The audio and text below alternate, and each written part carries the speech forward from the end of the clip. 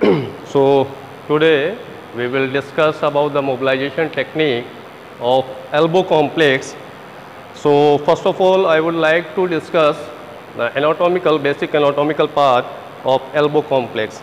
As we all know that the elbow consists of three bones, that is by the lower end of the humerus, which articulate with two different bone of the forearm, that is your ulna, which is situated at the medial side of the forearm, and radius, which is situated lateral side of your forearm. There are some articulating processes and some landmark. Your head of the radius articulate with this capitulum of the humerus, lower end of the humerus, and the ulna articulate with the trochlea, or a slide here is a node that is called the chronoid fossa, in which the chronoid process insert when the patient or the person flex his hand. And at the posterior aspect of the humerus, you will find a depression over here, just posterior to the lower end of the humerus, where the olecranon process of ulna insert in full extension. So it is a complex. It is surrounded by basically the stability is provided by two major ligaments, that is medial and lateral collateral ligament, and 5 muscles are responsible for instability as well as for mobility.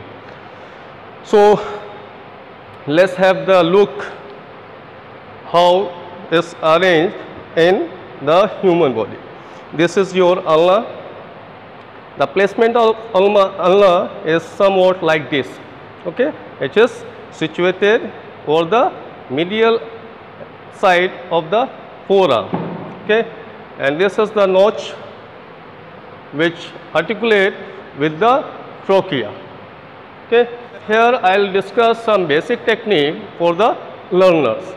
So I would like to start the technique, that is first technique that is of mobilization of humero-ulnar joint. So first of all, for mobilizing humero-ulnar joint, the patient position will be again, you can ask the patient for assume a seated posture, or the most convenient position will be supine line in the middle of the couch. So just now I am going to perform the technique which is basically used for applying or for mobilizing the humero-ulnar joint, that is a longitudinal caudal glide for the humero-ulnar joint. So for this purpose there are two different methods. I will show you all the both method. First method, first of all you have to position the patient in the middle of the couch. Second, you have to keep the arm little bit in abducted position. Then one hand will be gripped around the just proximal to the wrist or around the wrist. You can make this grip like this. Second, you have to place your mobilizing hand just distal to the joint line. So we can observe by flexing and extension of the elbow, we can identify the joint line. Just place your heel of the hand over, thus just distal to the joint line over here, and you have to keep the elbow in little bit flexion position or around the 90 degree. You can maintain this position for giving the longitudinal caudal glide for humero-ulnar joint. Okay. So here this hand is used for stabilizing the wrist, and this will be the way or manner of mobilization. This is called longitudinal caudal glide for humero-ulnar joint. Okay. So this is the one method. We can use another alternative method. In this, the grip will be changed. Now the Rest of the position will be the same except of the grip.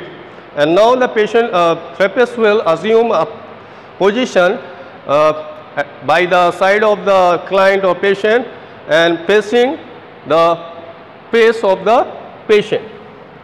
The grip could be like this. You have to place all four fingers just distal to the elbow joint, and the finger will be arranged in this manner.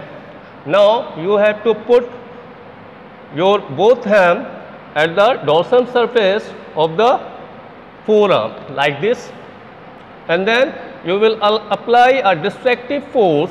You have to take the slack. Just see, just observe. This is the slack of scapulothoracic joint. You have to take up first, and I'm just taking it up, and then apply the pressure and move it throughout the range. So this is the another method for mobilizing your humeroulnar joint.